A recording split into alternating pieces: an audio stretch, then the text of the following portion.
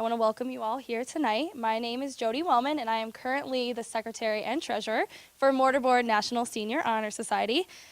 Mortar Board is an honor society that recognizes college seniors for superior achievement in scholarship, leadership, and also service.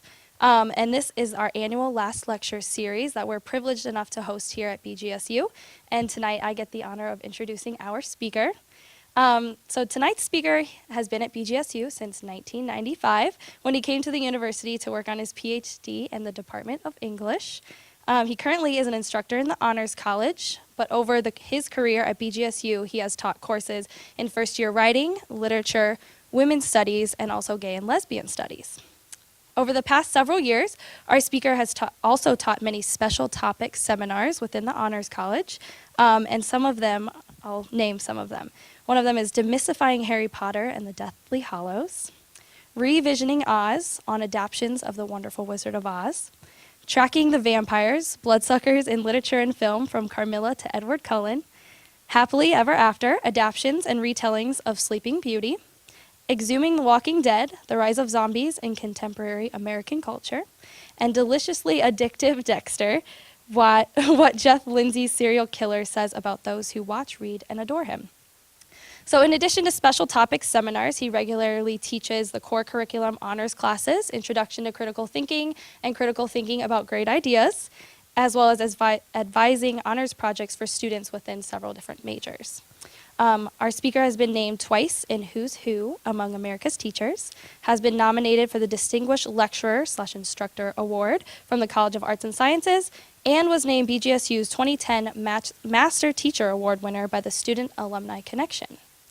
I personally have had the wonderful opportunity to have our speaker in class my first year here at BGSU, which is why I am very honored to be introducing our speaker tonight, which is Dr. Heath Diehl.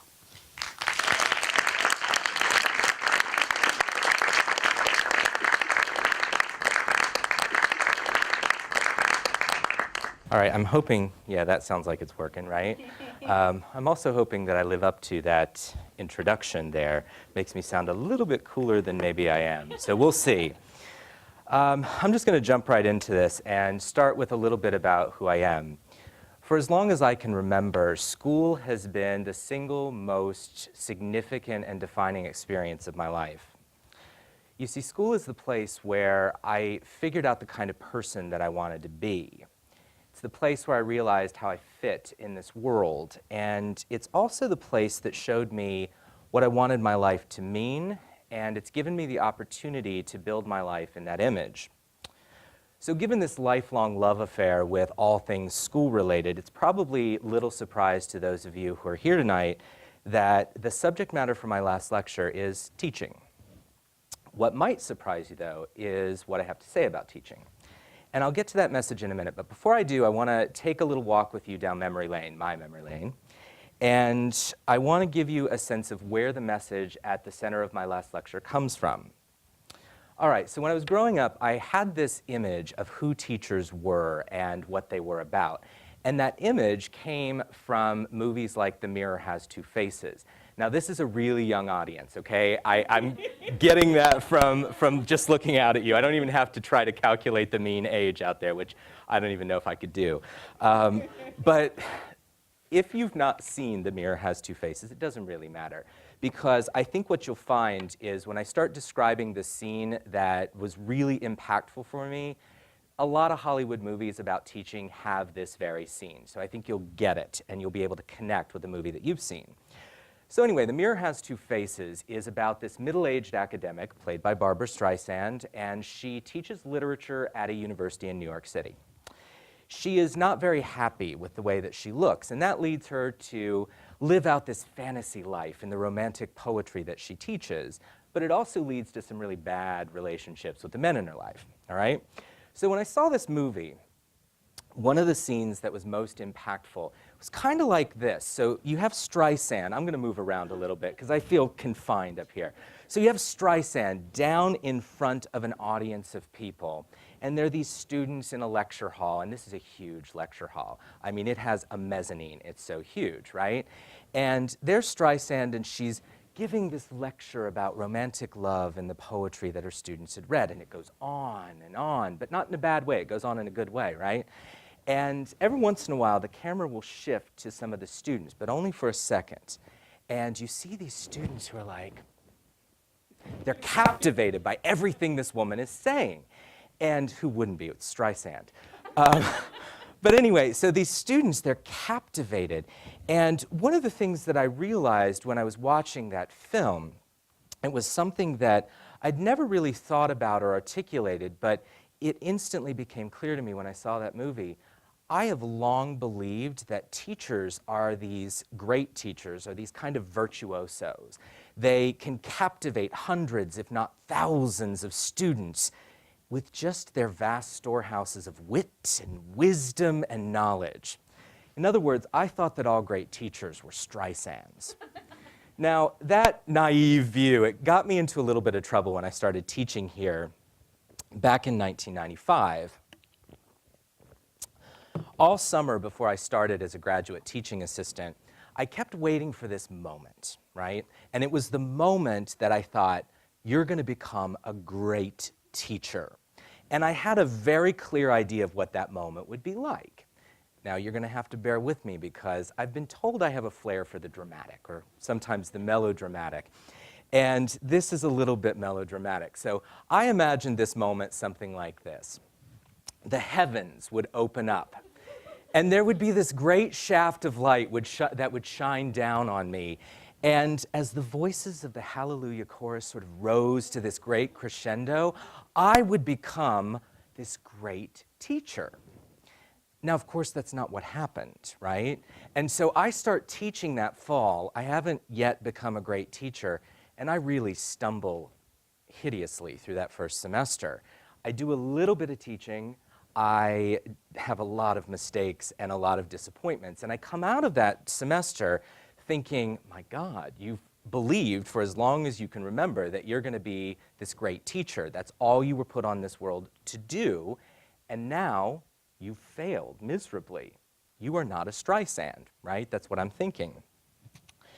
So over the next couple of years, as I go through my graduate program and I'm teaching a little bit more, I stop with waiting for that Hallelujah chorus moment, and I become a little more pragmatic in my approach to teaching. And I start to think about all of these great teachers that I've had in the past, and what it was that they did that made me want to come to class, that made me want to learn, that made me want to go above and beyond what they were asking me to do, which I did a lot of.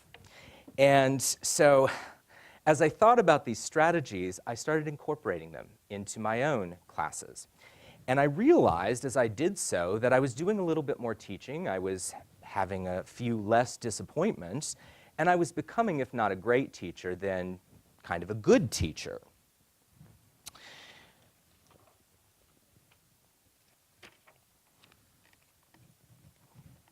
And that brings me to what I want to say to you tonight, the realization that I've had. And it's kind of simple, but what I want to share with you tonight is that great teachers, sometimes on the outside, they may look like a Streisand. They may look like a virtuoso.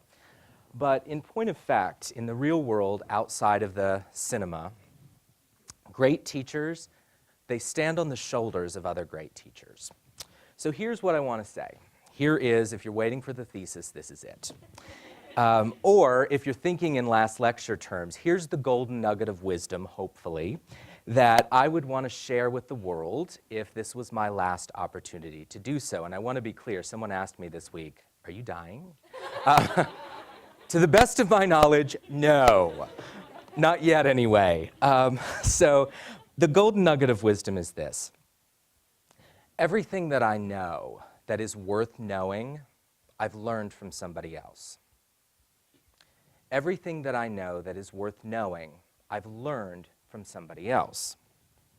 Now, what I want to do with the time that remains, I want to share with you 3 stories about people that I've known who have taught me some valuable lessons.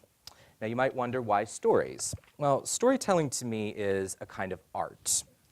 It's an art that allows us to recognize the value and the import of our past.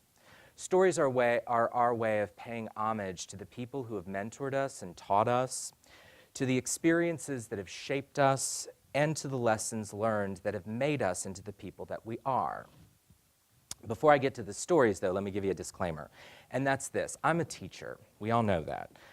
What I have to say to you tonight is probably going to resonate most profoundly for those of you like me who either now are or someday will be a teacher. But what I've tried to do is I've tried to frame these stories in a way that will be relevant to those of us who teach outside of the classroom, and I think that's all of us. Whether we're parents or grandparents or relatives or friends or frenemies, whether we're colleagues, no matter what relationships we have with other people, we are teachers. And so my hope is that this last lecture, it will resonate with teachers of all stripes, and all of you will have something that you take away from it. All right, so let's get to the stories. I'm going to start the first one with a bit of a confession. And the confession is this: I don't believe in regrets. I never have. When I hear people say something like, I wish I hadn't done X, or I regret doing Y, what I actually hear them saying is, I don't like the way my life has turned out as a result of this choice or that action, and therefore I wish I hadn't taken this choice or that action.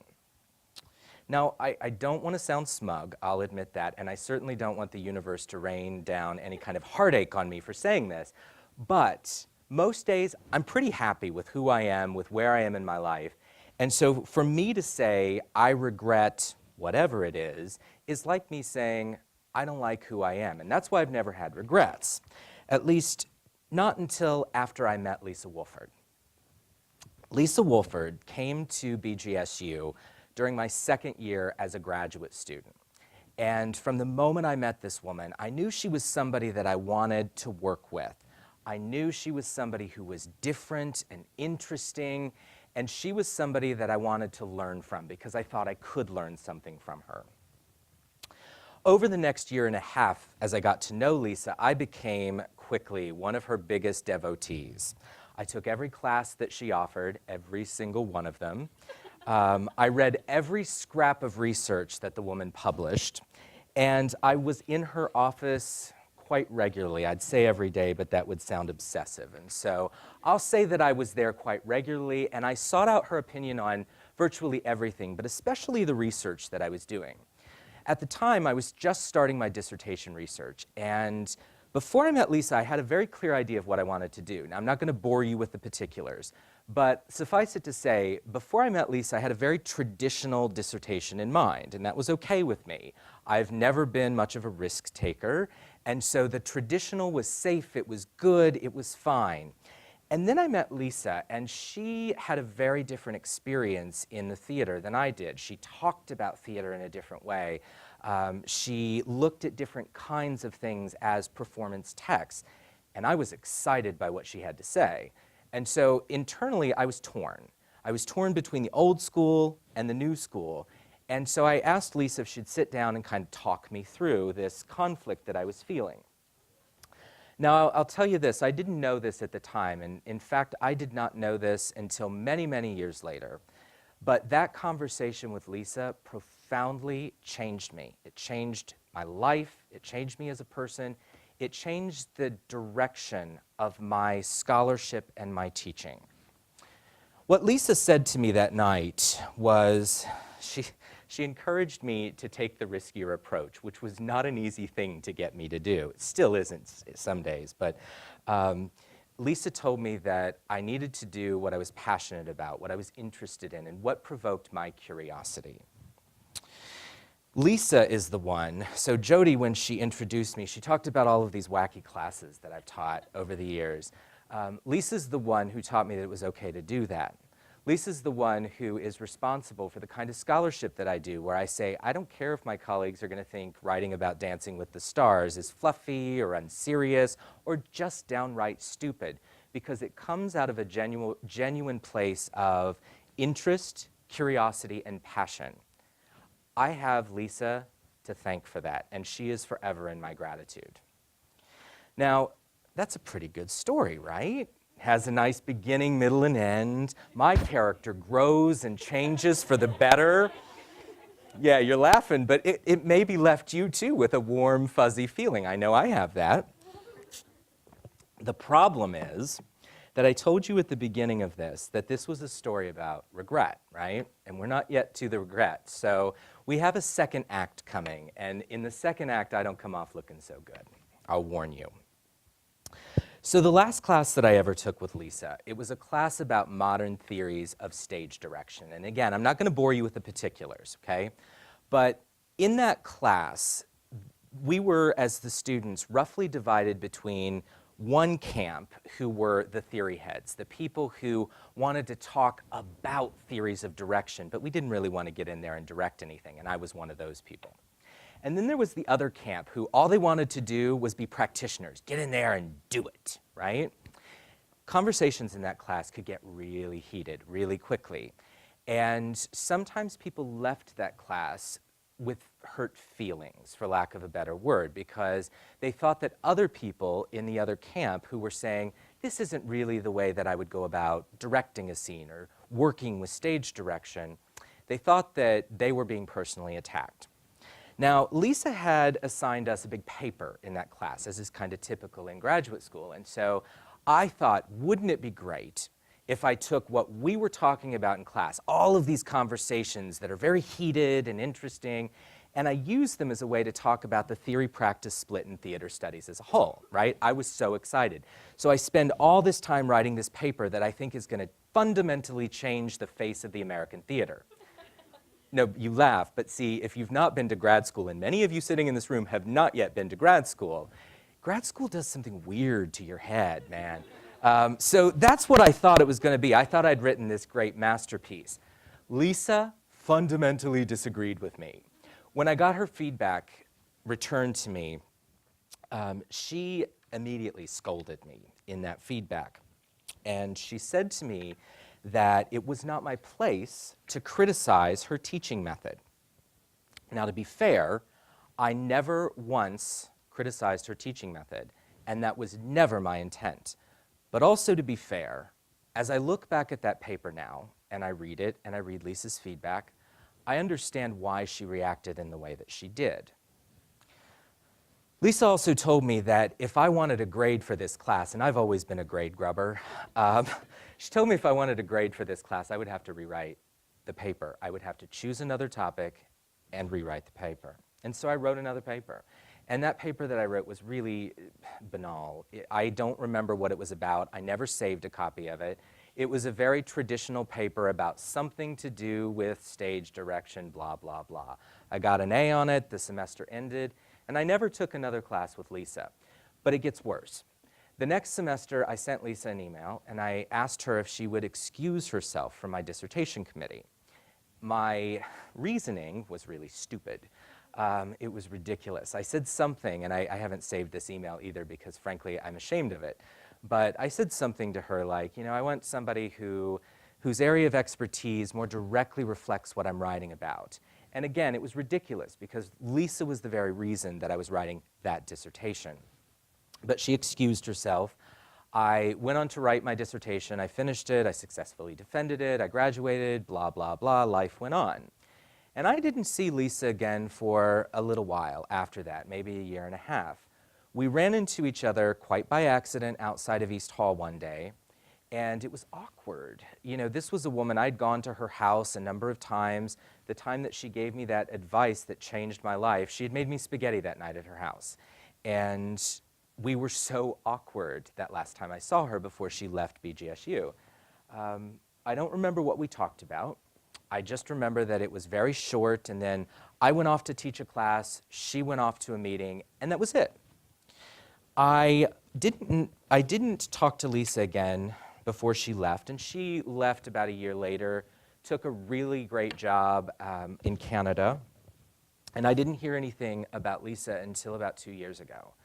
One night I was sitting in bed, I was reading, and I got a notification that I had a Facebook message from a friend of mine from grad school who I hadn't talked to in a little while, but we sort of keep up as you do on Facebook with your friends.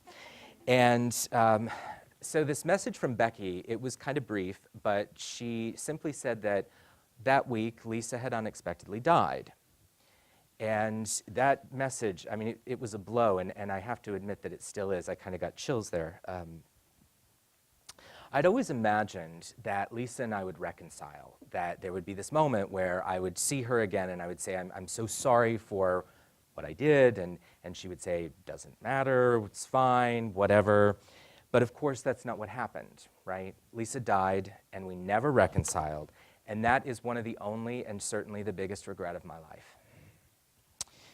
In life, Lisa was this incredible teacher to me, and in death, in some ways, she continues to be one. I suppose that's what really great teachers do.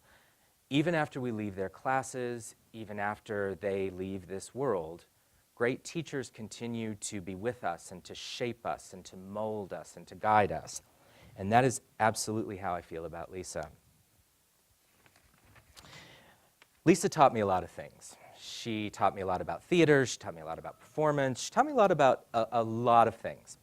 But the most important lesson that Lisa ever taught me was how difficult it is, and yet how important it is, to sometimes say things to the people that matter most to us that on the surface seem very simple, they seem easy, and yet when we try to say them, we can't choke them out. To say something like, I'm sorry for hurting you, even though it was never my intention. To say, I'm sorry that I was too stubborn to reconcile with you while you were alive. To say you mattered to me. To say just simply, thank you. Now, I'm writing a book right now, and it's a book that I will admit would never have been possible had I not known Lisa. It's fitting that the book begins with an acknowledgement that recognizes the role that Lisa has played in my life and in my career.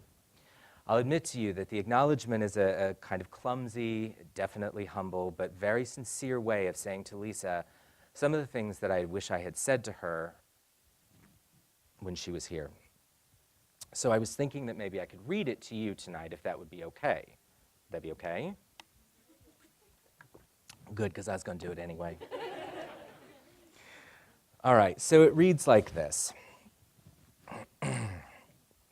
Lisa Wolford, thank you for encouraging me to challenge the academic status quo and to follow my intellectual passions wherever they may lead, but especially if they led me to unexpected places and to unconventional ideas.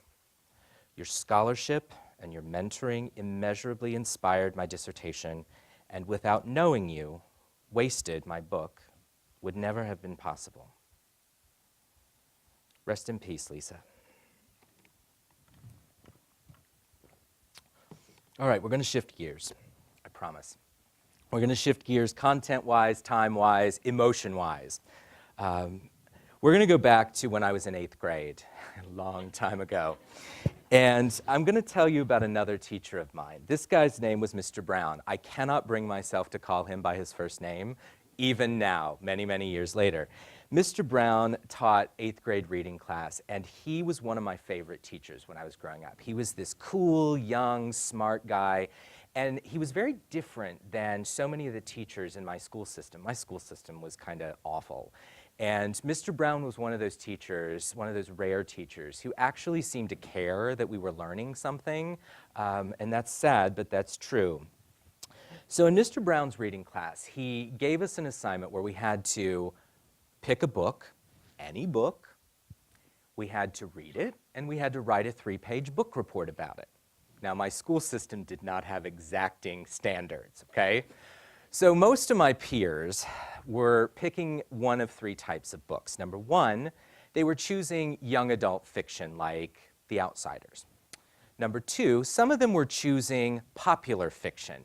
One of the most popular at the time was V.C. Andrews' Flowers in the Attic. I think we had 2 or 3 people actually reading that book and writing a book report on it. The third type, and this will tell you about a lot about the kind of school that I went to, the third type of book was biographies of athletes. I didn't pick any of those types. You want to know what I picked? You're going to love this. I still love it. It tickles me to this day. I picked Gone with the Wind. Yeah, I know, it's funny. Back then, it really wasn't. So When I was in 8th grade in rural southern Ohio, I chose to do my 8th grade book report on Margaret Mitchell's epic 1,400, I double-checked this, 1,476-page tale of Scarlett O'Hara's loves and lies and betrayals in the Deep South during the Civil War. Sounds like something an 8th grade boy would choose, right? All right, so when I went to Mr. Brown and I told him what I wanted to write this book report on, I thought, this guy's going to just say no, right? And so I had, in typical Heath fashion, and I see a lot of my students out there, so you know what I mean when I say typical Heath fashion, I had prepared this whole list of reasons why I should be allowed to read this book, right? And I'd put them on note cards so that when Mr. Brown said no, I could tell him exactly why this was a great piece of fiction. So Mr. Brown, he had this way of smirking at me. I never asked him what it meant, okay? But over the years, I've had my share of precocious students that remind me of me at that age, and I have my own version of this smirk. And for me, what it means, I think, is the same as what it means for Mr. Brown. When I went to him with that book and I said, I want to do Gone with the Wind, he smirked, and I think what he was saying to me was that he was amused by my moxie. I really think that's what it was. And so Mr. Brown, I'm fully expecting him to say, absolutely not. And so he smirks at me and he says, great idea, go for it. I was flabbergasted. I thought, oh my God, I can read this book and write my book report on it. And let me tell you, go for it, I did. Now remember, the requirement for this book report was 3 pages. You know where I'm going with this, right? So Mr. Brown, when he collects these book reports, he's got all of them, all of the rest of them in one hand. And then I hand him mine with this slick cover. I had even gone to the public library and I had Xeroxed a picture of the movie poster with Scarlett and Rhett, and that was my cover. And that book report, minus the title page and the works cited, was 27 pages long. Mr. Brown smirked at me that day, too. And I was really proud of myself, you know, for reading this huge book and writing this amazing masterpiece. Everything I've ever written, I think, is a masterpiece, at least at the time. And so I was really proud of myself when I gave him this, but I wasn't nearly as proud of myself as when I got his comments back. When I got his comments back, he had written on every page, and that was rare in my high school. I swear to this day that most of my teachers would see my name at the top of the first page. They would flip to the back, write some stupid comment like, good job, A, and be done. But Mr. Brown, he had written all of this feedback, like praise, which was good, but he had also told me things I could work on, which virtually no one ever did. Not that I didn't have things that I could work on, but nobody took the time to do that. That's the kind of guy that Mr. Brown was. He would nurture your creativity. He would nurture your passion for learning. And I tell you all that as a kind of setup for the real story with Mr. Brown, which takes place about 3 years later. I'm in his drama class now, okay? I'm a junior in high school. It's my first attempt at really acting, and I had loved acting in the theater ever since I was in 5th grade. My Aunt Sharon, she took me to see a community theater production of romantic comedy, and I just loved it ever since. So I get into this drama class, and Mr. Brown, he tells us our first thing we're going to do, we're going to pick a monologue, we're going to memorize it, and we're going to perform it for the class. Sounds pretty easy, right? But I wasn't that confident when I was even in 11th grade. If my former self could see me now, right? But in 11th grade, I didn't have a lot of self-confidence, but I picked a monologue from Cyrano de Bergerac. Sounds maybe a little bit weird, but at the time there was a movie with Steve Martin in it that was an adaptation of Cyrano called Roxanne. Love Steve Martin, and so I wanted to be Cyrano. The day comes for me to do my monologue.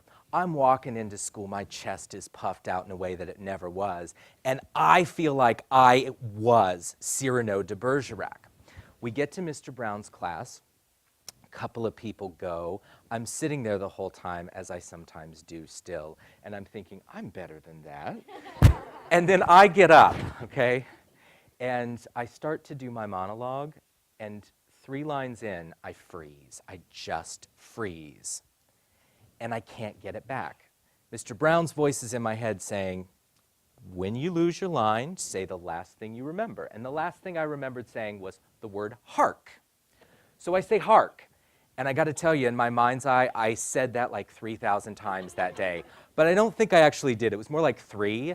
And I just kept getting more petrified, and I kept feeling more devastated. And finally, the last time I say hark, which I think I said almost in a squeak like a mouse, I said hark, and then I just shuffled back to my seat and said, oh, just forget it. That was me.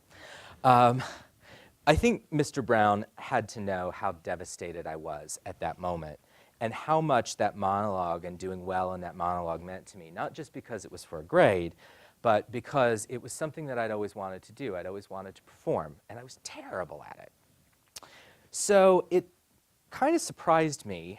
A couple weeks later, Mr. Brown was casting the 1-acts that we were going to do as our final exam kind of thing. And lo and behold, he casts me as a lead in one of the 1-acts, and I freak out. I mean, I go ballistic that day, and I'm thinking, how can I get out of this? So I go to Mr. Brown, and I say to him, you know, I really had my heart set on, and I don't remember what part it was, but I do remember it was like a non-speaking towns person, right? I just wanted to blend into the background and be a tree.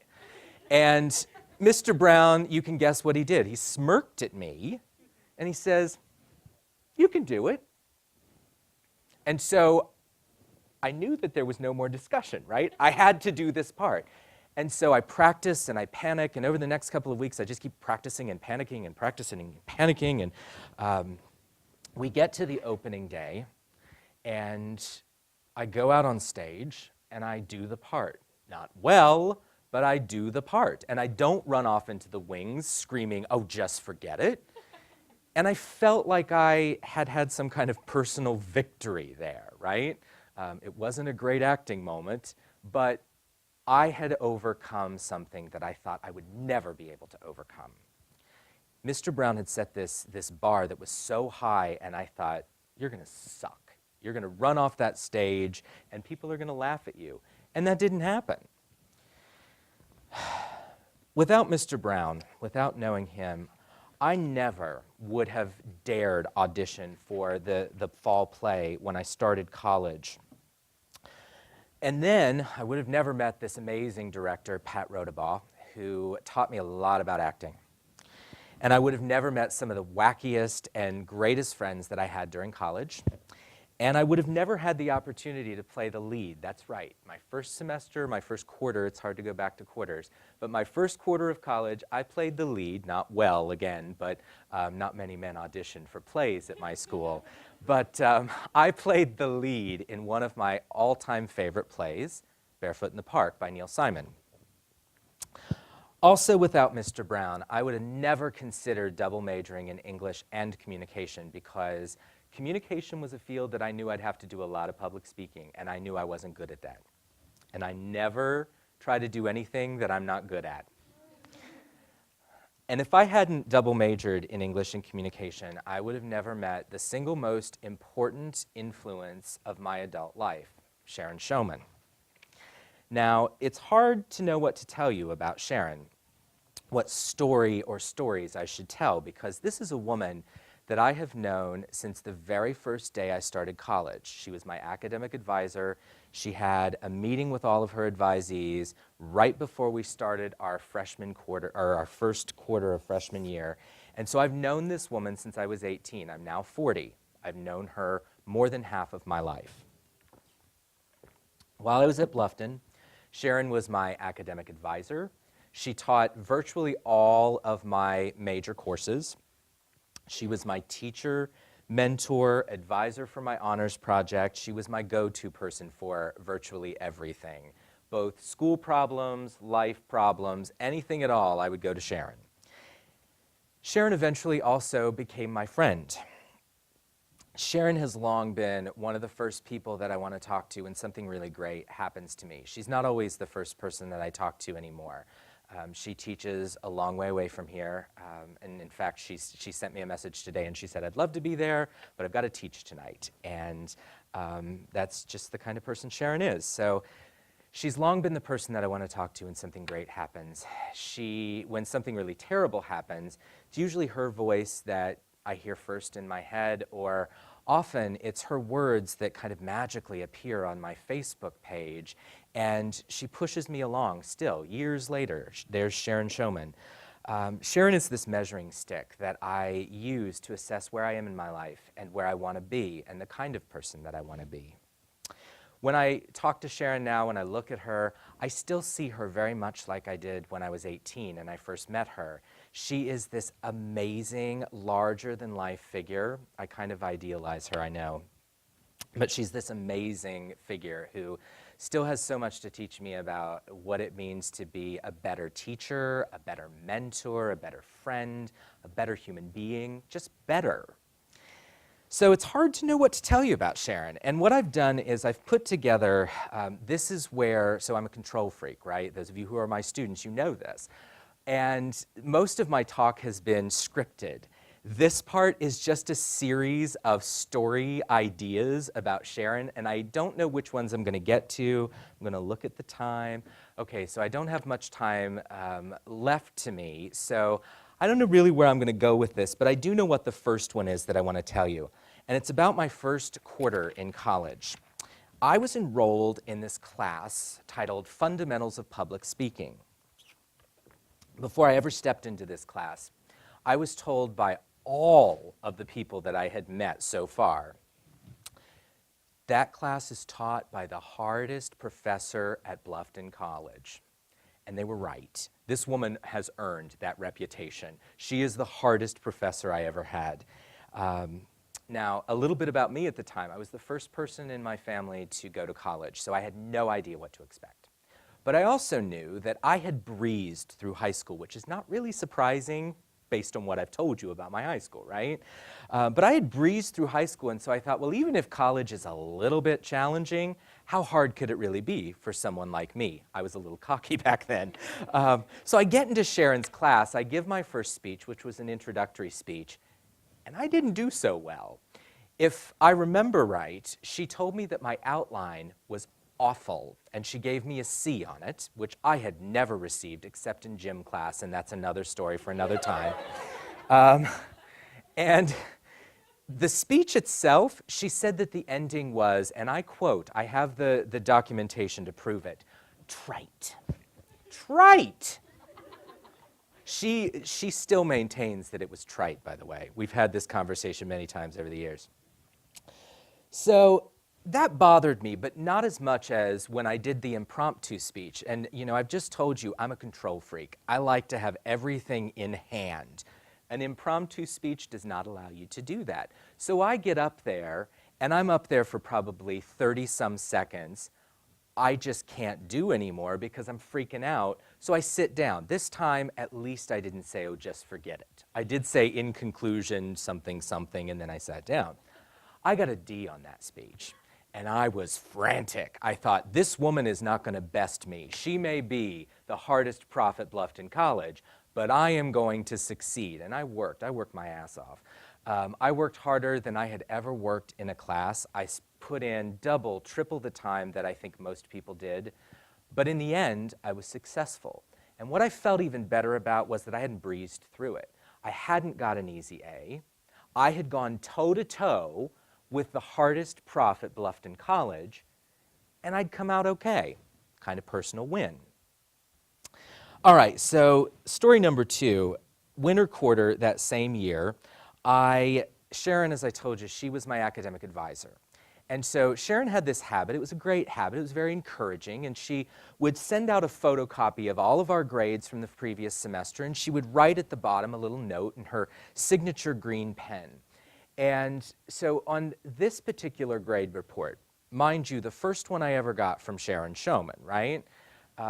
She had written this, and I've saved all of them, so again, I can prove this. I thought she might be here tonight, so I wanted to say I can prove this, but I want you all to know I'm not making this up. So she wrote, Heath, well done, exclamation mark. But hey, who gave you that A minus, exclamation mark, exclamation mark, exclamation mark. Well done for your first semester. Congratulations, S. Showman. That quarter, I earned an A in Intro to Lit, an A in my freshman honors seminar, an A in Intermediate Spanish, and an A- in Fundamentals of Public Speaking. Now, I want to be clear about something. Sharon does that a lot. She still does that a lot with me, that kind of poking at me. And it's never about saying you're not good enough. It's never been about that. It's always been about saying to me in a kind of implicit way, you're doing a great job, but there's so much more you could do, and let me show you how. And I love that about her. All right. I'm going to tell you one last story. I have a ton of Sharon's stories, but I think I need to get to this one. And this happened most recently. It happened last year. And I got this message from Sharon one day, and it said, would you, by chance, read this short story I've written? And it was sort of a weird email to get from her because I never knew that she was a writer. And so I said, sure, why not, you know? And she said, well, I've just never done a lot of short story writing. I'm going to this conference, and I'd really like your expert opinion. And I had this weird moment of pause when she said that. And again, remember, when I talk to Sharon, when I think about her, I see her as I did when I was 18. So I'm this awkward, introverted little guy who, you know, I really felt like I had nothing to offer her except endless gratitude for taking me under her wing. And so when she says, you have expertise, I'm sitting there going, who's she talking to, right? Who's sitting behind me? And so I offered her feedback twice, and I think like my mentor, Sharon, she's known as being tough but fair, and I think in my criticism of her piece, I was tough but fair. But to me, it was a real challenge to see me as I think Sharon has come to see me. And that was a moment, I mean, I've known this woman for 22 years, and I have never really seen myself in the way that I think she sees me now and has probably seen me for a long time. I think now Sharon sees me as a kind of colleague, as somebody who has something to offer her in return. And if and when that happens to you with the mentors that you have, it's a strange moment. And it's strange that it happened to me at 40. I think what she was telling me, although this may not have been her intent, we've never had this conversation, but she was trying to tell me that at some point over the last 22 years, when I wasn't looking, I had grown into the kind of person that I'd always wanted to be, and the kind of person that she always knew I could become, and that she had helped me to become. And it was one of the best moments of my life. I would have missed it had I not stepped back. So, what I would like to say to Sharon now, if she were here, is this. I would say to her, thank you for taking an interest in me when I was this weird, awkward, introverted 18-year-old who really felt like he had nothing to offer and who was just desperately looking for somebody to help guide him along the way when he was in this big bad world of college that he knew nothing about. I would also want to say to her, thank you for always making me feel, even today, when I got that message from her today, I felt giddy as a schoolboy. And it's because she's always made me feel like I am the only student she ever has. And I know that's not true. Sharon has taught thousands of students. And even among the people that I went to college with, I know so many of us who feel that same way about Sharon, that we have that special relationship. And somehow she makes us all feel like we're the only student she's ever had. I would also say to Sharon, thank you for showing me the kind of person that I could be, and for making me work harder than I ever worked to become that person. I'll tell you, truly great mentors, they are rare. They are like this amazing and totally unexpected gift that the universe gives us. If we're lucky, if we're really lucky, we get one truly great mentor to see us through the long haul. Every day I'm thankful that I've had the privilege to stand on the shoulders of a mentor like Sharon Showman. But Sharon Showman doesn't stand alone. I've also had the privilege to learn from and to stand on the shoulders of some truly amazing teachers. I've had some duds too, but I've had some truly amazing teachers. Vicki Petrarca, Ellen Barry, Simon Morgan Russell, Lisa Wolford, Jeff Gundy, Marianne Sullivan, Jean Caskey, Sue Snyder, Senora Weisenberger, Mr. Brown, Bart Ward, Patty White, and of course the three Dianes from the earliest of my years in elementary school, Diane Harris, Diane Ike, and Diane Showalter. Now I'm also privileged, and you all have kind of been a visual aid for this tonight. I'm privileged to stand on the shoulders of my students. To my students who are here tonight, whether you're my current students, my former students, maybe my prospective students, which makes you kind of like the ghosts of Christmas past, present, and future, right? Yeah. So let me say this to you. I am so very grateful that you are receptive enough to take in what it is that I have to teach you.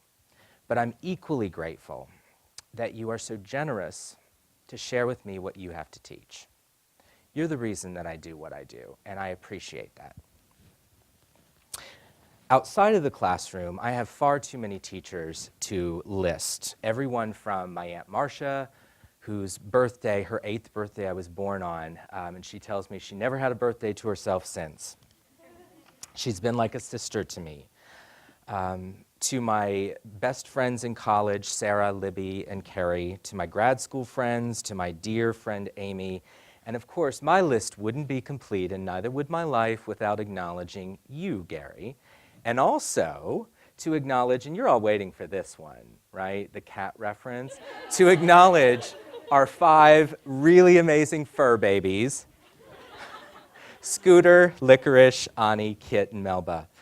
I stand on the shoulders of all of these people, and I am thankful for their generosity, for teaching me everything that I know that is worth knowing. And now I have a challenge for you. This, by the way, if you're here for a public speaking class, this is the call to action. As you leave here tonight, I want you to identify one person. It could be anybody. It could be a teacher, it could be a friend, it could be a relative, it could be somebody that you just met, but it needs to be somebody on whose shoulders you stand. It needs to be somebody that has taught you something worth knowing. I want you to find that person, wherever that person may be, whether it's in this life or in another. And I want you to say 2 things to that person, at least 2 things. Number 1, you matter to me. And number 2, thank you. And thank you to you for being here tonight.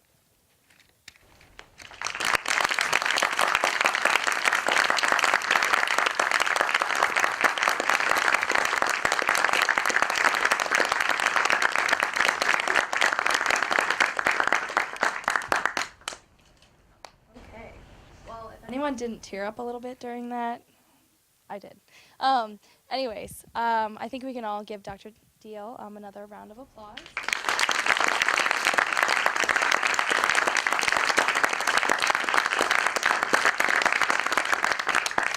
And then I would also like to thank everyone who showed up here tonight. I'm sure that the officers will stick around for a little while, and Dr. Diehl will probably stick around for a little while if you have questions or anything, or if anybody has questions about Mortar Board National Honor Society, we'll be around too to answer any questions.